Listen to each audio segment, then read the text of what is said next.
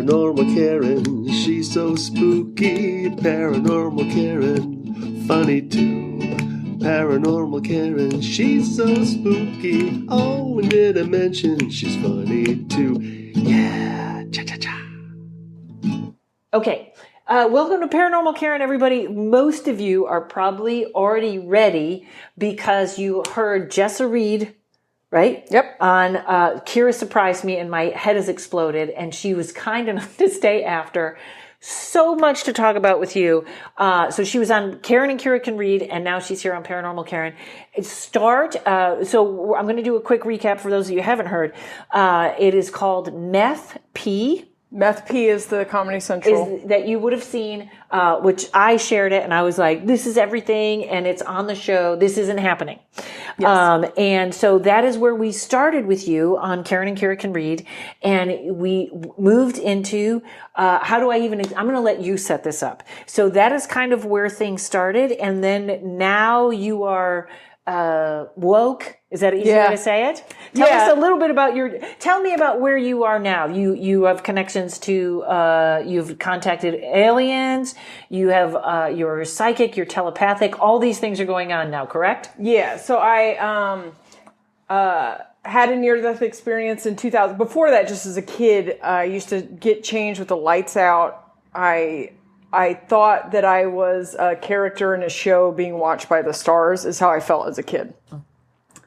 And then I felt very disillusioned as I started to come out of the age where you find out that Santa's not real and stuff. I was very disillusioned and was like, no, there's definitely more than this. I did like 5 years in Christianity trying to find, because I had a supernatural experience, and then the religion sucked the supernatural experience out of it, and I left that. And what was the supernatural experience? I was with a group of young people who were like praying over each other and getting slain in the spirit, and I had that experience. I'm not familiar with that. Slain in the spirit is like the Pentecostal people that speak in tongues. They also like fall down. Oh, okay. And so you just kind of faint. And during my time in Christianity, I was very, very passionate about it. And then I went over to another Christian's house that belonged to a different church.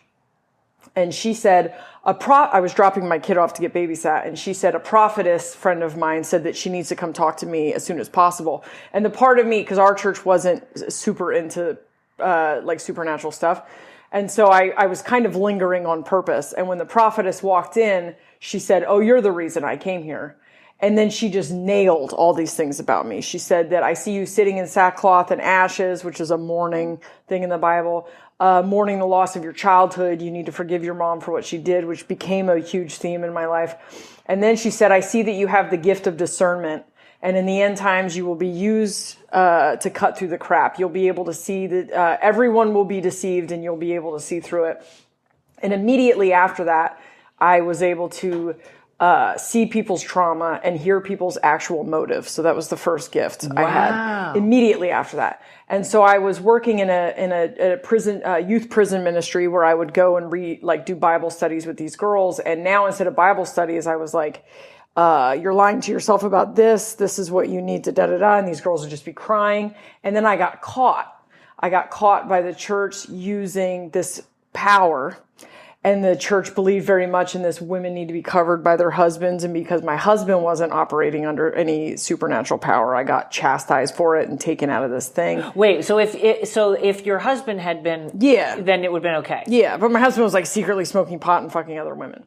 Oh, he sounds great. Yeah, he was charming. Do you think you were channeling, or when you were giving this, she said power of discernment. Okay, yeah, so I can just see, it feels like subtext. Yeah. It just feels like subtext, which is a power that a lot of people have stepped into in the last few years. But, and then it got to the point where I wasn't able, my early experiences with that was I wasn't able to turn it off, and it was very loud. And so I would be at the grocery store and just look at someone and be like, hiding an addiction, like I could hear all these things. And then it kind of, after the shame kicked in about my husband, and then it kind of went away for a while. I started using drugs very much to get behind the curtain, very much disillusioned. If this 9 to 5 thing that you guys say is reality, I'm not interested. I'm not interested in being here. I'd rather be high. Not only do I understand that, I think a lot of people do, and it's like when this world bores you. Yeah. And I've done a couple of ayahuasca, which is really great, but I find that fascinating, and that is such a great way to say it. Is I don't know how, it just is like, this world bores me. Yeah. I described the first time I did meth, which is what I ended up getting addicted to. I described the first time I did meth as finally the world was vibrating at the same frequency as me. Wow. Or vice versa. Like finally we lined up. And on meth, you can see things that nobody else can see.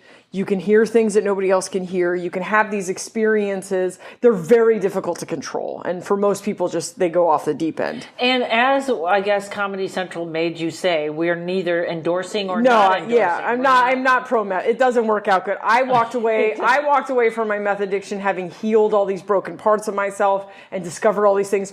No one else had that experience. I know a lot of people that did meth. It did not work out the same for them. So it's like the idea of, I'm going to eat this whole box of cookies. Yeah. It seems good before you're full. Yeah. And I think for me, because my mother was a meth addict and I needed to reconcile my childhood, and had I not gone and done meth, I never would have made peace with so many things that I thought were about me and that weren't about me. So about less than a year into meth, I will say overdose because the real story is too long, but I die in a dance club, and while I'm gone, and there was this homesickness that ran in the background my whole life, just this feeling of not being from here and being surrounded by people that are not the same thing as me. I felt very alien. And while I was dead, I was in this blue ball of light that was like vibrating, and I was in it, but I was still an individual, but I was a part of it. I didn't have a body, and it communicated to me through vibration. And I didn't understand any of this stuff back then. I thought I was a backslidden Christian. And then it told me I had learned what I came to learn. And the thing I had learned that day was that nothing outside of you, good or bad, can affect you any way that you choose. Like, it's your choice. You create the narrative. Spend a moment on that. What you learned. That bad things happen to everybody, good things happen to everybody, but there is a narrative that only you are creating always. The narrative is never given to you. You decide the narrative. So that's why two people can get cancer, and one person, it can be a defining experience of their strength, and another person, it can be their demise. You can give two people the exact same life experience. The narrative is 100% yours to create at all times. Wonderful.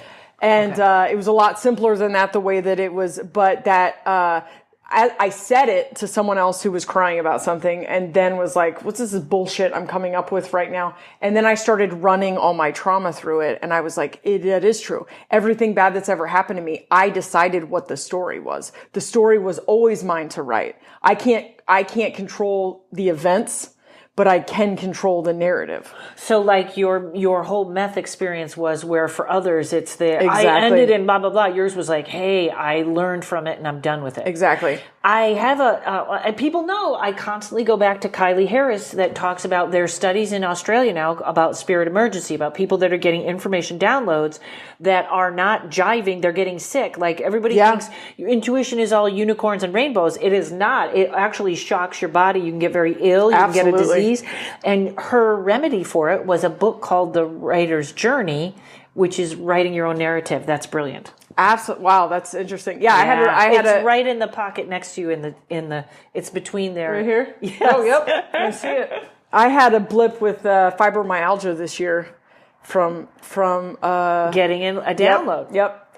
And I absolutely believe that that's what it is. I think we're trying to get to okay. So what they told me is that if I wanted to come back, I would get to do something really cool.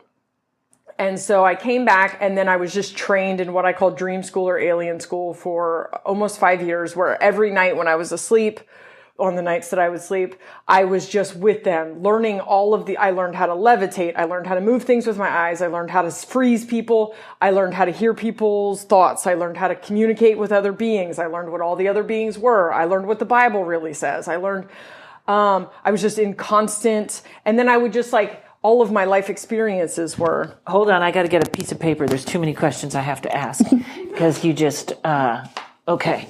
All right. So, Go ahead. And then I would walk into people's houses, and the aliens were just also telepathically constantly with me, and they would say, "There's a book in this house that is for you."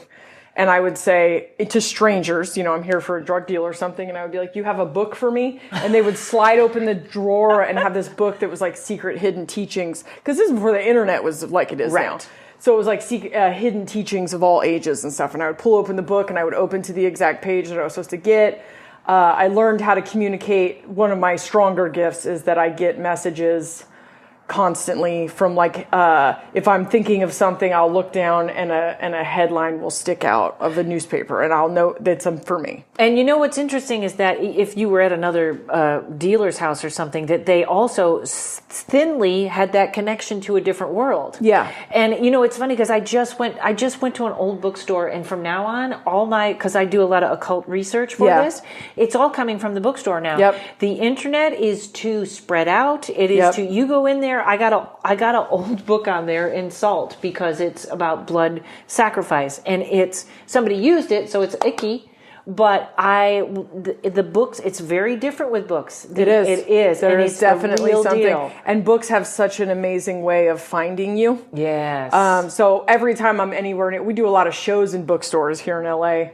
And I'll just walk through and intuitively find the book and open it to the page that I'm supposed to get, and I'll get exactly what I need out of it. At that phase in my life, I was reading Nietzsche, and I could read super fast because I was just downloading. I was just flipping through pages, and my brain was just absorbing it, and then I would just process it. There was so much downloading happening in that phase. That's amazing, because I have no interest in philosophy until yesterday when I started this book I was reading, and now you're talking about philosophy. Do you feel that's something everyone can do, is walk into the bookstore and go, "What do I need today?" I feel like I left that life the day that I died, and I came back as a walk-in. Because at one point I walked into an energy center and said, "I don't know what's happening to me, but now I can do all these things, and I don't know what I am." And she was like, "You are a walk-in." Did she mean you're a walk-in as in you're a different person, or? She didn't give me a ton. I went and looked into it, and I guess it doesn't matter. I definitely feel a connection to the other versions of myself, but there is just a version of myself that's here for a very specific reason, and that's to wake people up, and that we're switching games. And is that us? Oh, that's downstairs. Because I have some. I'm sorry, everyone. That was a noise. Sorry to distract you.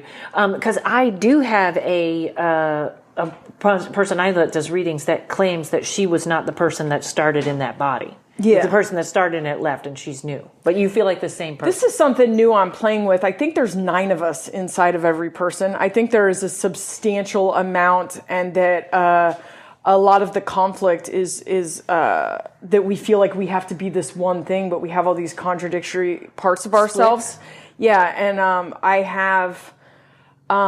this last year has been very much about reconciling all of those different parts of myself. And I do think, like what's that movie, Outside In?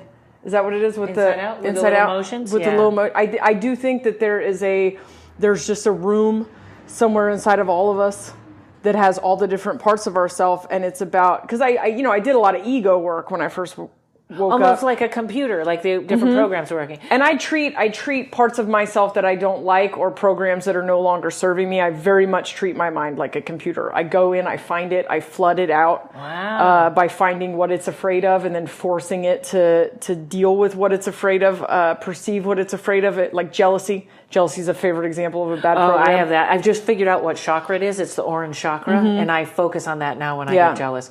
There's actually a book, isn't it? It's called the 7 sitcom characters. Maybe that's 7 of the 9. I love, and I'm so I'm so disconnected from the reality that I live in that I'm always like, this should be a TV show, and Aaron's like, yeah, it's a movie that everyone else has seen. Okay, so I allegedly was going to get to do something really cool, and I just woke up a bunch of tweakers who mostly went back to sleep, and then I got clean. I went back to sleep. Not the right audience. Yeah. I went back to sleep. Well, 9/11 happened in the middle of this, and they said that 9/11 was the fear-based reality pushing back, and it worked because we were on the cusp. So the premise that they said is that we are just switching video games, that we have been everything that was ever on this planet. This ball of consciousness, along with other balls of consciousness, we have different tribes or whatever. have just played on this planet. The good and bad don't really, like, none of it matters. None of it is inconsequential because we are energy and will never cease to exist.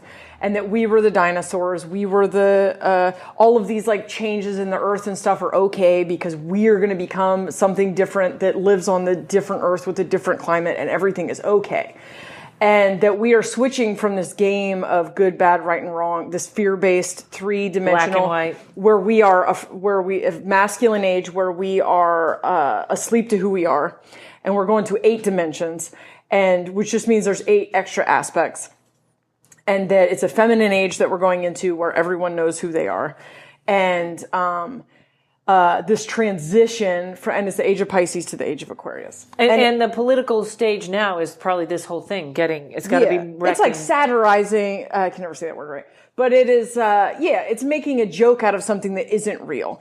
And as everyone is so freaked out by, they're going to make abortion illegal. And it's like, you want them to make abortion illegal so that you can realize how much their laws don't matter because we will still find a way to do it. Yeah. And then we want this to happen. We want them to clamp down because then we will realize that their power is an illusion. We want all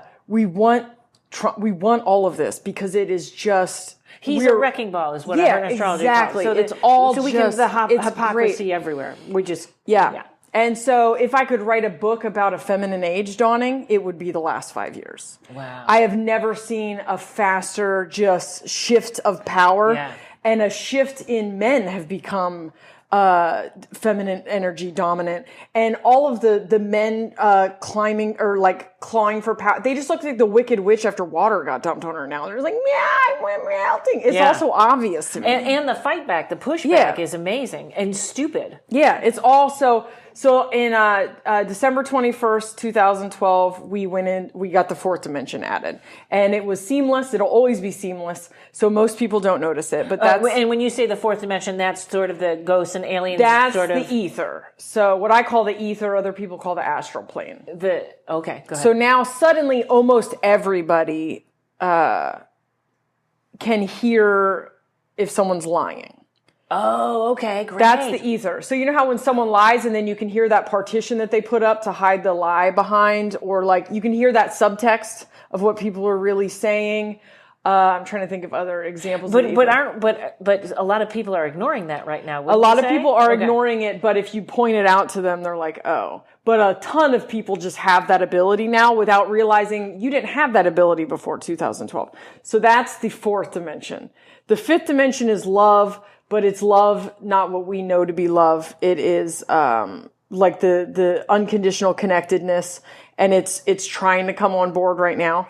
And I don't even fully understand it yet. But what this whole last year has been for anyone who's close to ready to sign on to 5 has been about finding their inner child, loving themselves, dealing with childhood trauma, a lot of triggering, a lot of anxiety. The anxiety and depression, they are all just symptoms of trying to get to the higher dimensions.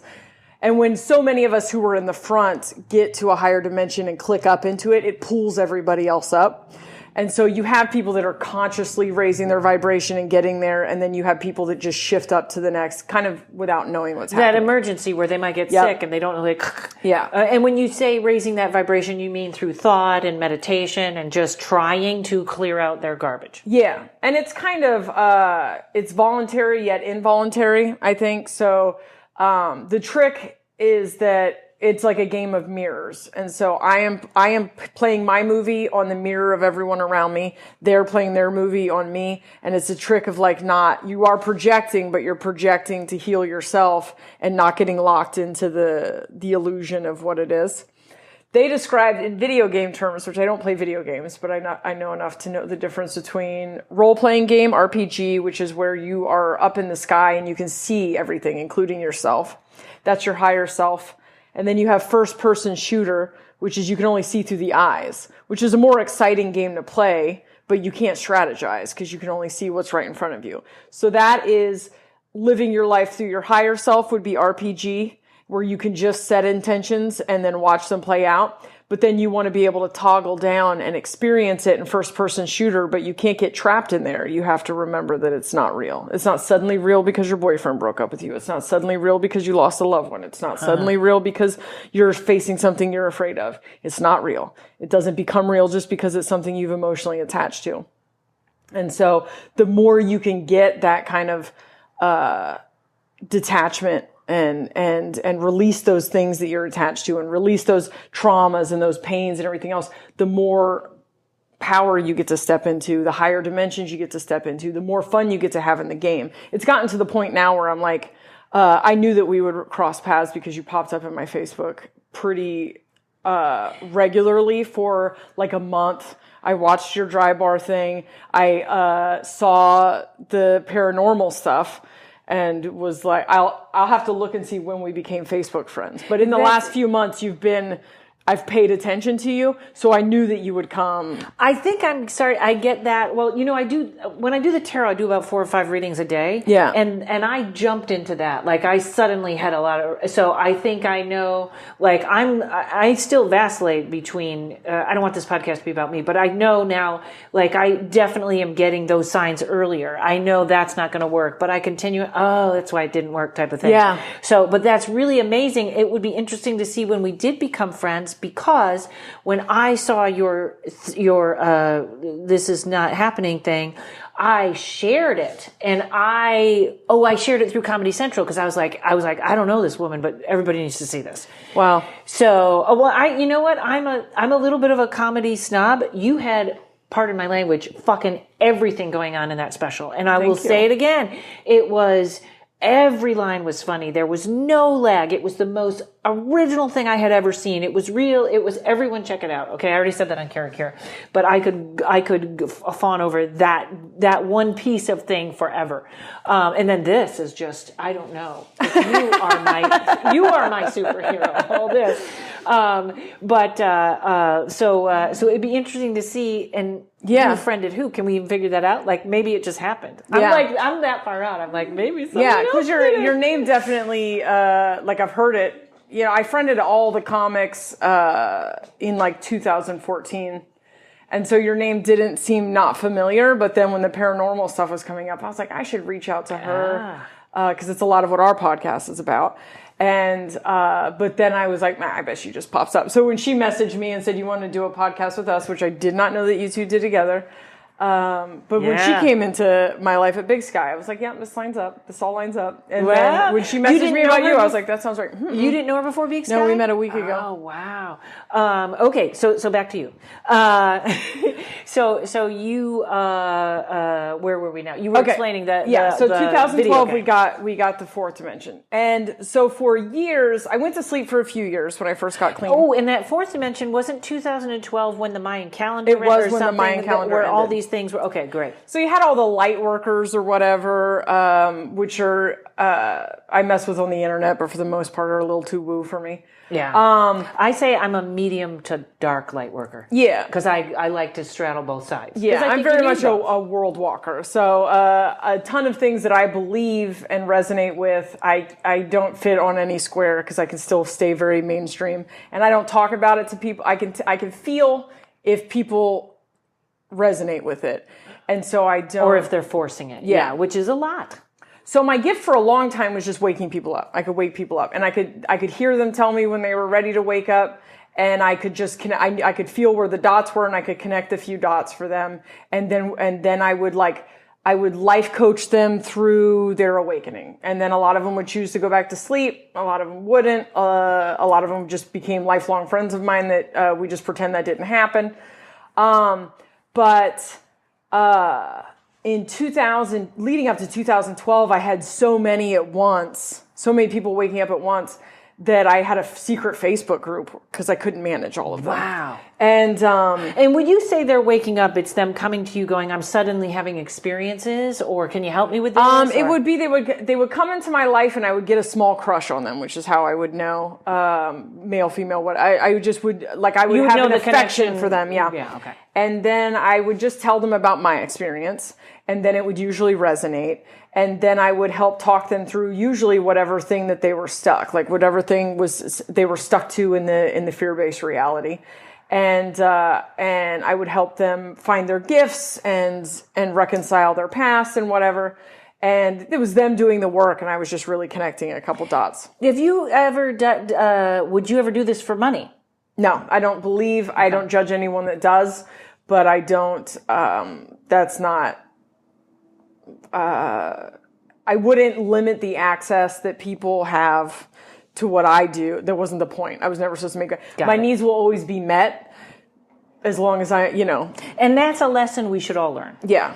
I don't have that lesson down yet.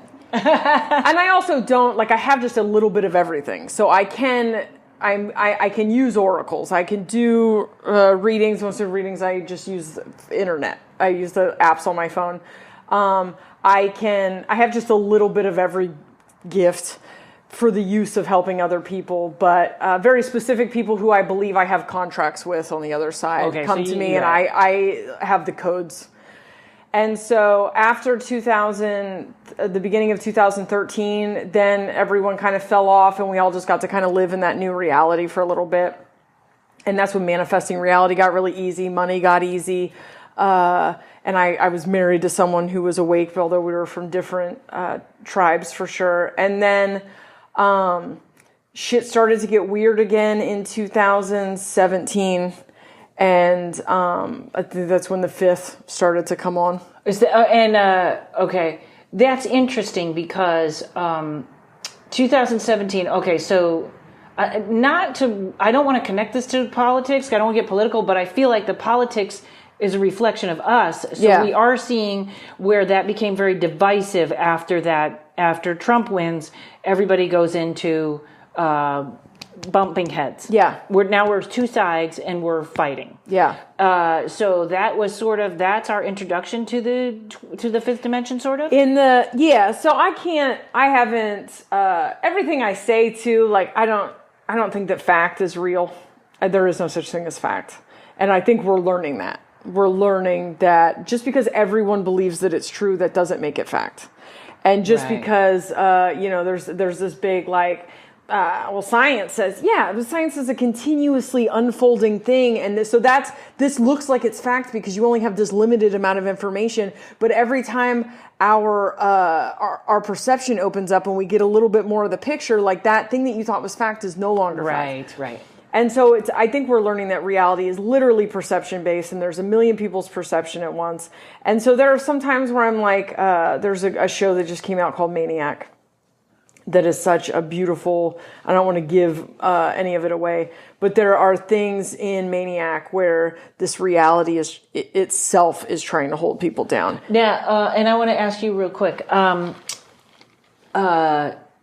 this is so if we become evolved, this is the political leader that I see. Yeah, I got a lot of errors. Not this, for some reason, the society wants them to be perfect. They never did anything bad ever. Exactly. We force I thought Obama was great, but we force political leaders to lie, and they can't have faults, and they can't have any of this. So they have to do this charade because everyone has faults. So now, is it charade? I also can't pronounce any words. Me neither. Now you just have Trump has just blown every gasket. He's just blown every gasket to where the next person can be authentic. But I also don't see us needing a leader after him, a government. Yeah. And this is the thing. Okay, so because he is interesting because he is literally, I like a guy that says what's on his mind, and what's on his mind is the lie. Yeah. So it's almost like what do they say? The riddle wrapped in the enigma. Now we're just lying so blatantly that we don't have to hide it or something like that. That's racism, and not to be a white woman talking about someone else's plight, but man, how awful it must have been to live in a country full of systemic racism while all of the white people tell you that racism is over. Right. I didn't do anything to you. It's not frustrating that must have been. And I'm sorry that it's out in the light now, but we needed to see it out in the light. White people needed to see it out in the light. White people needed to know how real it still was. And so now everyone's like, oh my God, Trump, and now everyone's racist. And it's like, no, they were already racist. They were but given now the we can license. see them. Now someone has turned the light on so that you can understand that we didn't fix this problem. We swept it under the rug, and we need to actually fix this problem. So I'm not pro by a fucking long shot. Pro-Trump, but I see it as such a very necessary step. And I think that the reptilian agenda, I don't like the Alex Jones version of it. Okay, and when we say, and now let's go back. When you say reptilian as opposed to... Reptilian agenda is this belief that the government is run by lizards. And what I was told by the aliens is that what they are calling reptilians is that there are some beings on the planet who are not gods. They are not creative beings. Like, we are all gods.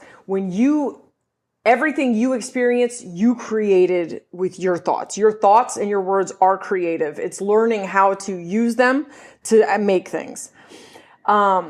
We are gods, and there are some beings on this planet, most of which are in power, are not gods. They cannot create things on this planet. They are essentially parasites. And the only way that they can manifest their reality is to use the sleeping god's power to manifest the reality for them. How they do that is to tell you things to make you complain, and your complaints are creating their awesome reality. So every time you say the rich just gets richer, you, a god, are creating a reality for a parasite. You are a host to a parasite, creating a reality that's undesirable for you. All right. That needs to be on a t-shirt. Yeah. Very long t-shirt. Okay. So, this generation's so incredibly powerful. The kids coming up. The kids are incredibly powerful. They have no idea how much they have already shifted and altered the reality into a feminine age. But if you understand your enemy, this 1% is nothing. They are powerless bugs.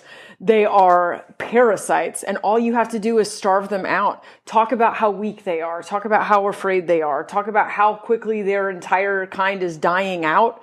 And by that you mean like the people, the racists and the people that are, like the 1%, the Rockefellers, all of them, they're all parasites. They're nothing. They're nothing without us creating their reality. Stop talking about the rich getting richer. Stop talking about the men being more powerful. Stop giving them power. Talk about how they're going out. Talk about how they are, and look at them and see them.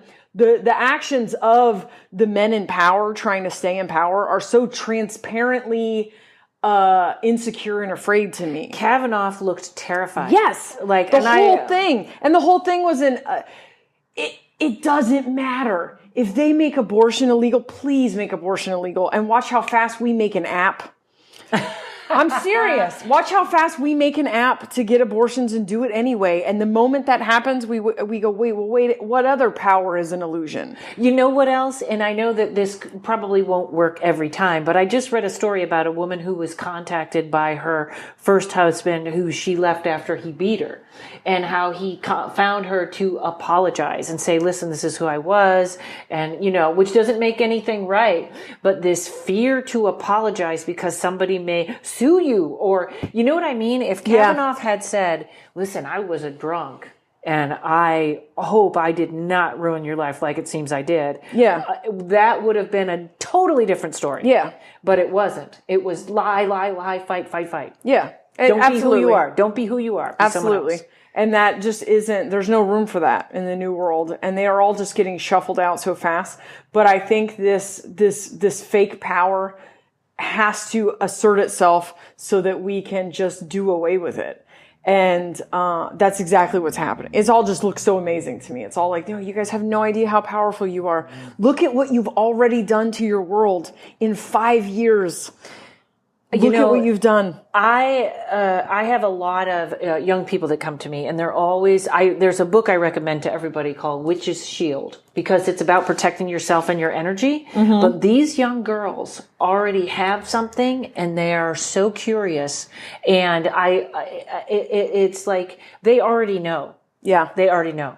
And then I want to make a change real quick, but I want you to finish that thought about that we are so much more powerful. So one other thing was that we're like years behind schedule with switching ages, and we keep getting pushback for one reason or the other. And there are a lot of people that believe like we are ascending, and that the reasons of the ascension plans, whatever. I think there's a million realities happening at once. But the millennial generation was wired, they're like rainbow, indigo children, then crystal children, rainbow children.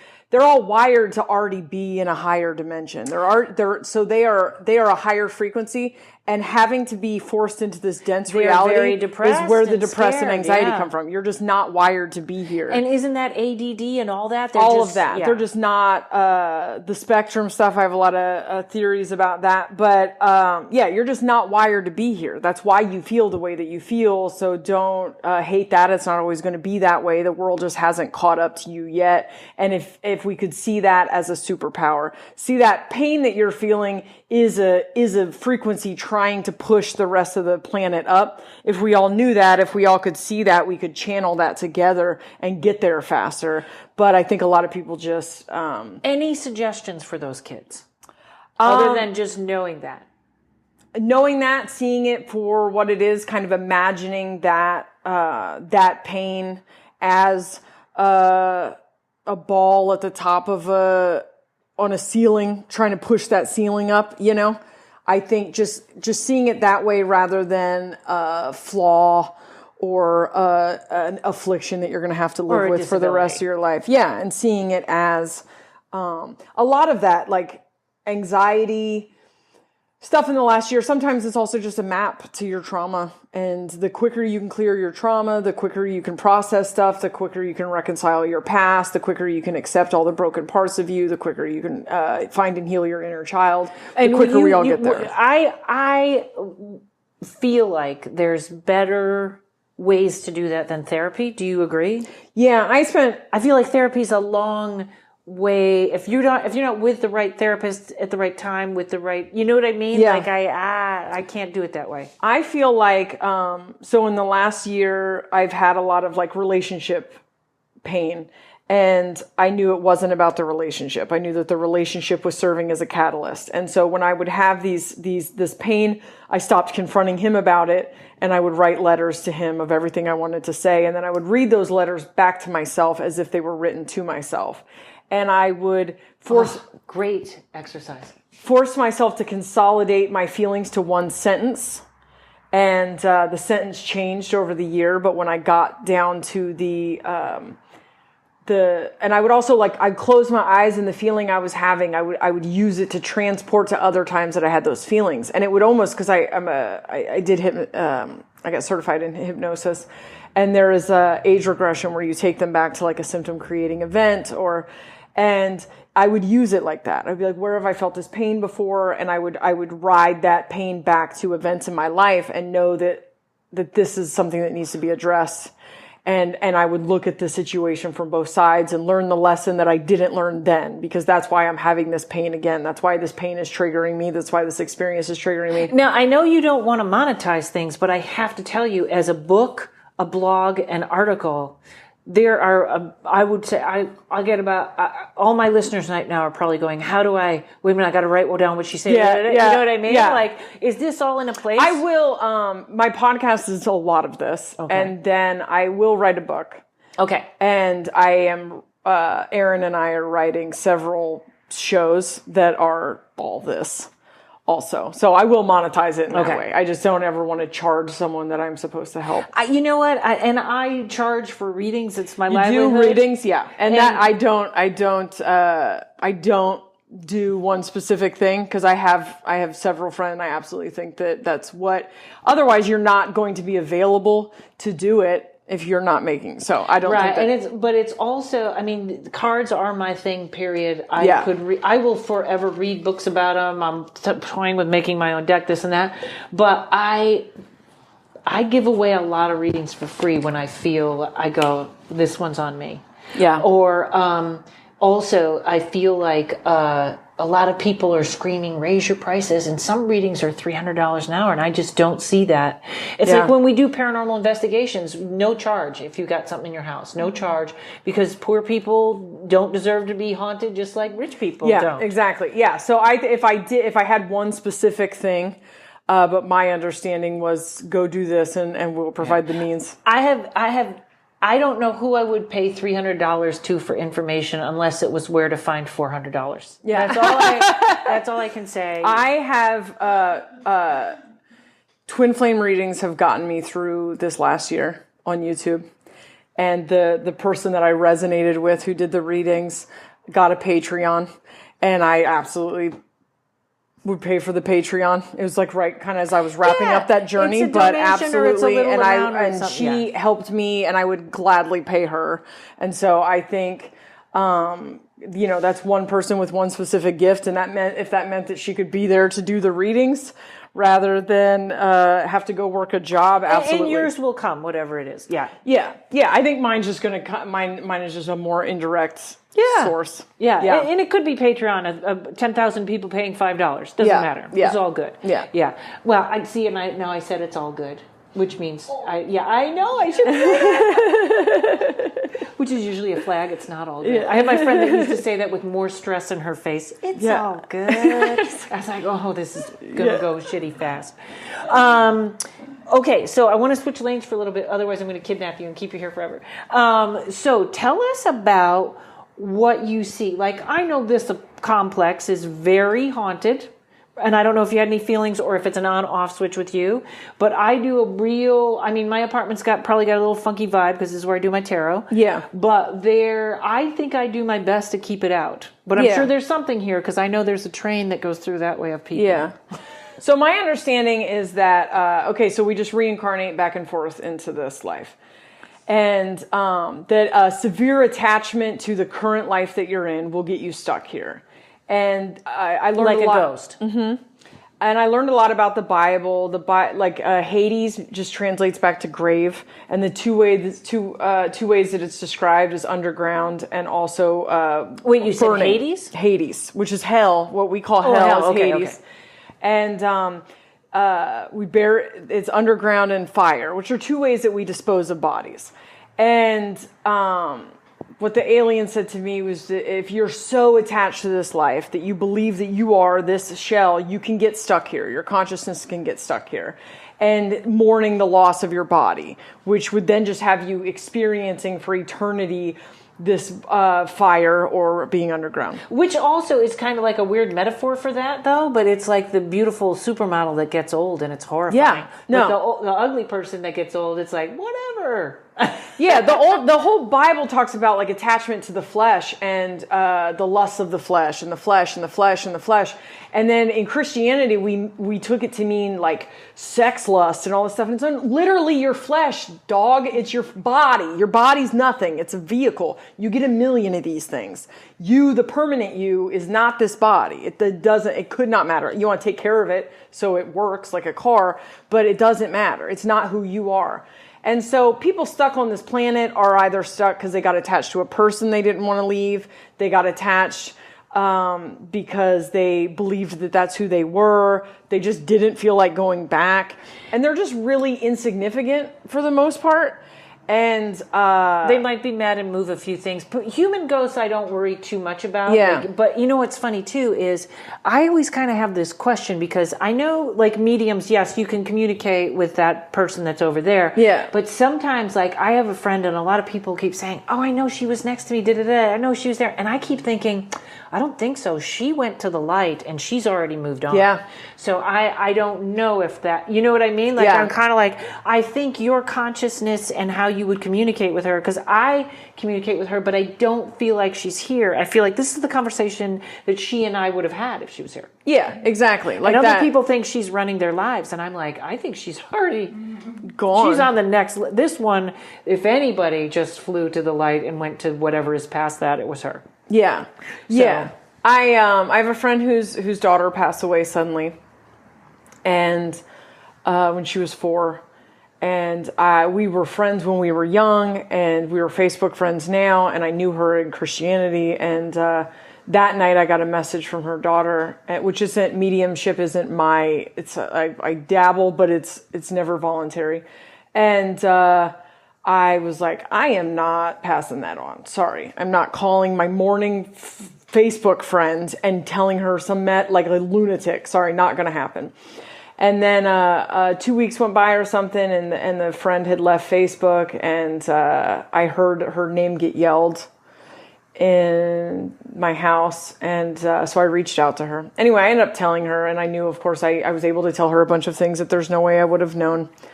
And we were very close during this time for like a year. And then the little girl was ready to move on. And then I had to tell my friend, she wanted me to tell you that she's ready to move on. And she was like, well, she's not coming back to me. And I was like, I never heard of that happening. I have my teacher has always said, and I have a friend that used to physically see ghosts in the room, as though they, like, sometimes she couldn't differentiate who was real and who wasn't. And her father died suddenly, and this grief vibration came over her, and she's not seen since. Because her vibration lowered so much, and she's slowly getting it back. Yeah. But I also, because I think too, you're right. See, these things I think are all abilities everybody has. I did a reading one afternoon, and that morning in yoga, someone whispered in my ear when no one else was in the room, "Hi, Karen." Loud, you know what I mean? And then I come back, and then I'm talking to the person, and so died, and that's who it was. So it's, I know what you mean. Because I'm having this conversation right now, there'll be ghosts and everything. I'll be getting communicated with and everything. Oh, okay, you want to stop? No. It's just, it's almost like I open the channel up, or I make myself known that I can hear that. It's very much, which is in a movie. It's like in Ghost or something. Yeah. Where Whoopi Goldberg is like, now they're beating down her door. That is very true. Okay. Well, I wanted to change the topic anyway. No, but it doesn't. I find people without bodies for the most part just insignificant. Not as interesting as we hope they would be a lot of times. Yeah, everyone just thinks, you see ghosts, and it's like, they're everywhere. They are everywhere. I think hauntings, like ghosts trying to make themselves known, they want to cross over, they need help, whatever. I'll pay a little bit of attention to that. But for the most part, they're everywhere. It's like New York City with dead people here. Right. And real hauntings.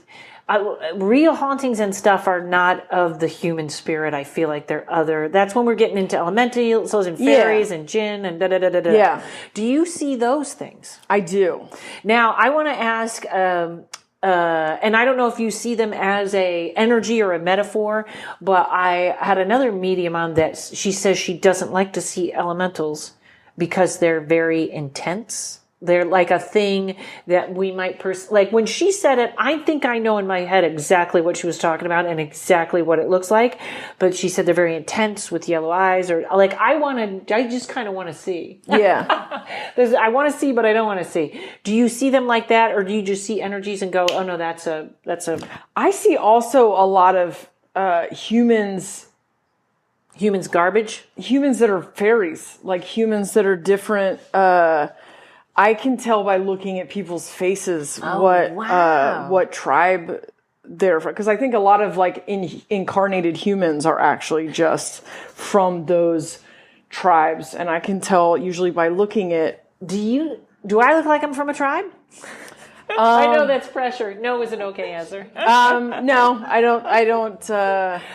Sometimes you just see people and you're like, I feel like I'm on Men in Black. A lot of times where I look at people and I'm like, wow, that is not a human person. I'm going to throw out a celebrity name that is Christy Turlington, I think. She's married to Ed Burns, and she's a model with the strangest eyes. And when you stare at a picture of her long enough, she doesn't look human.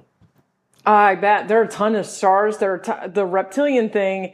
Katy Perry?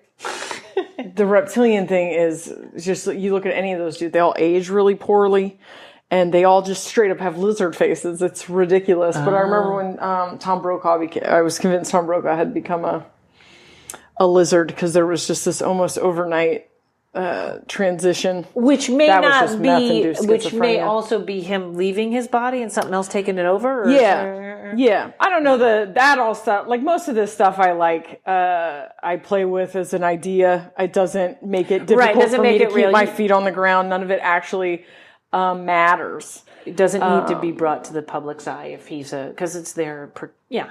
And it's also just, it's a fun game to play or whatever, but also doesn't matter. And I might also just have a brain tumor. It's always my, my disclaimer. And when you see, so that is, I mean, I kind of like that idea that everybody's a little bit of everything, or can be, really. We're not just the body or whatever.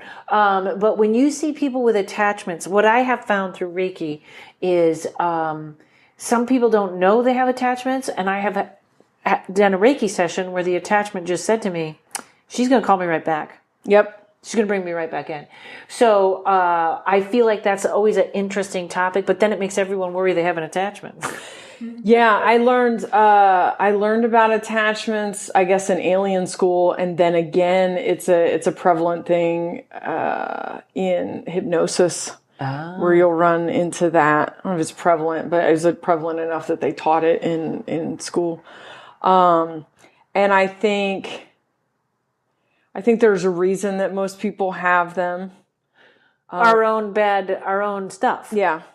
I think there are a lot of things that are insidious that don't get, to me, the worst, and I've dealt with a lot of occult stuff, a lot of dark magic stuff, a lot of satanic stuff, all that kind of stuff is all, to me, way less harmful than, because you're really not going to mess with that stuff too much unless you're initiated to a certain extent. And then a lot of people who think they're messing with that stuff, like devil worshippers and stuff, are just dorks. They don't know what real devil worship is. Who haven't even tapped into it. Yeah. But I think the truly insidious, damaging energies are jealousy, are all the fear-based programs, because they're the things that are going to lock you in and torture you and keep you locked in that room with no windows and no doors and keep you running in circles. And the temptation to feed them is so strong, and they're celebrated in our society. Guilt is celebrated in our society. Shame is celebrated in our society. Jealousy is celebrated as a symptom of love. Jealousy is so cancerous. Jealousy is will destroy everything in its path. Jealousy, and we celebrate it. We're like, oh, I'm a jealous girlfriend. And it's like, no, that's gross. Right. That's gross. Or I want to make her jealous. Yeah. Yeah. And then we use it we weaponize it in our relationships. But jealousy is something that if a person feels jealous and they get their partner, they use that jealousy to manipulate their partner into meeting their emotional needs, which is bad. It's codependent. And then the jealousy wants more. It always wants more. It wants more. It wants more. Next thing you know, you're reading through you're looking at their Instagram likes. It's checking their web history. It's insatiable. Yeah. You cannot quench this thirst, and it takes over and it destroys everything in its path. Shame will get you to do something and hate yourself for it, and then in order to heal the pain of that shame, you do it again, and you just end up in this spiral. And I've watched people destroy their entire lives over not being able to forgive themselves for one part of them. Religion, we talk about this a lot on our podcast, because our podcast is about people leaving Mormonism also. But this indoctrination, this idea, so if you're a god, religion says, I will be your broker to God, but you're God the whole time. But then they tell you that you are innately wrong, you are innately bad, and that you need this broker to get to God. And you hate all these things about yourself that are natural. The desire to masturbate, it's just a natural, who cares? But by convincing you that makes you wrong, you will lock you into this shame spiral where you keep coming back to this broker for a connection that is you the whole time. It was you the entire time. That's insidious. That to me is the ultimate. And we celebrate that. We celebrate guilt. We're like that there's some nobility in feeling guilty. Right. Or like worry, if you forgive yourself, is going to make it better. Yeah. And these are all things that just lock you in this fear-based reality. They make you make decisions that aren't in your best interest. They keep you from being truly happy. They keep us separated from each other. Because then when we're locked in all these different flavors of insecurity, we project that onto other people. And so to me, all of the magic stuff, is cool. I've experienced it. None of it matter. My understanding is if you are here, a God living in a physical body, you are the most powerful thing on this planet. And you know what's funny? All those negative emotions in tarot are the devil card. Yep. And the devil card is also the card of laughter, because that's how you get rid of all of it. Yep. And it is very interesting how programmed worry and shame and all that is. I don't know a ton about tarot, but I love the one where the cards falling apart, everything falling apart. The Tower card is a good sign. Yeah. It's the Tower card is when it actually goes, here's a little tarot lesson. It goes devil card, tarot card, or tower card. And the devil is sitting on a rectangle, and that rectangle is a lie. And the more that the card and the lover's card, they're chained to it. The more they can lift the chains off at any time, but they choose to stand there and feed this rectangle. That rectangle becomes the tower. It has no doors. They are now locked in that lie, and the God goes, nope, no more. And the lightning strikes the tower and it crumbles. Wow. And it's when you are being, it's a whole thing. The devil sitting on the cube is he's the metaphor for the Hierophant, who is the Pope. So it's all this. Yeah, it's all connected, which is very much the awakening process. And then it's just like, nope, boom, over. You're on. You know what I mean? It's setting you on the right path, and it's not gentle, and it's not. People don't like it, but it's like, no, it's one of those things where you go, whew, thank God I got in that car accident and didn't make it to that place where that would have happened. Or so, you know what I mean? You can put the pieces together. We have something called Jessa Reed Guide to Always Winning, which is my narrative is that I'm always winning. I'm 100%. We are all always getting what we want. The trick to manifesting the reality that you want is figuring out, A, why do I want this? Do I want this because I've focused too much on things I don't want? Because the universe doesn't have an opinion on what you want. The universe is a server coming to your table. You order by what you're paying attention to. If all you're doing is complaining about things you don't like, the server just says, oh, you want more of this? Right. That's it. It has no, people are like, the universe is against me. It's like, no, literally you have not shut up about things that you don't like. If I don't like something, I ignore it. I pay zero attention. Oh, parking ticket? Cool. Pay the parking ticket. It gets nothing. You get nothing from me. But sometimes when you decide you want some big new lofty thing, you have to keep your shit together while the old thing falls apart. You want to shift into a different reality. The old one's going to fall apart right in front of your face. And it's very difficult to stay awake during that, the first few times it happens, because a lot of people are like, I want a family. And then they start to get a family and they spend all their time mourning the loss of their single life. Yeah, and also be sure that the family is what you want. Make sure you know what that looks like. Yeah. That's so funny, because what you just described is the High Priestess card. She is the passer of information. She's the pineal gland. She's the passer of what are you thinking about? That's what I'm going to send to the subconscious. That's what we're going to make. Wow. And it's funny, too, because just so much information there. And this is something they say in manifestation is, you have to let it go. If I'm so attached to this, then it has no way to come back to you if you don't let it go. Yes. But easy things, I decided I want to play the harp. I want to play the harp. I can't afford a harp. Like a month later, I run into this girl. She's like, oh, my boss plays the harp. I think she has 4 of them. The boss calls me. Yep. Hey, do you want to borrow my harp? And it was like that fast. Like, where do you find a harp? You know what I mean? And it went boom, boom, boom. So I think that's the good, your rules. I love your rules. You are fantastic. Thank you. So let's do this. Let's do housework with you. And I hope you will come on again. Hell yeah. Everybody, where they find you? MormonandTheMethhead.com. Okay, MormonandTheMethhead.com. Anything coming up you want to plug? Are you... I'm on Unprotected Sets, which is so hard to say, on Epix Network. Sometime in the next... Probably it'll be out by the time this comes out. Okay, great. Other than that, no. Just the podcast. Start the podcast at the beginning. Awesome. And, okay, folks, you know me. Please leave me a 5-star review. You can sponsor the podcast. You can have an ad on it. I don't even know. You know, I'm the worst promo of my own podcast because my guests are so good that always by the end, I'm like, my head is spinning. I'm going to have to make a recording. Thanks, everybody. Oops. There we go. All right. See you next week. People are always asking me, Karen, you are so knowledgeable about tarot, ghosts and otherworldly spirits. How do you stay so organized and grounded here on Earth? And I have to tell them my secret weapon. It's black tourmaline.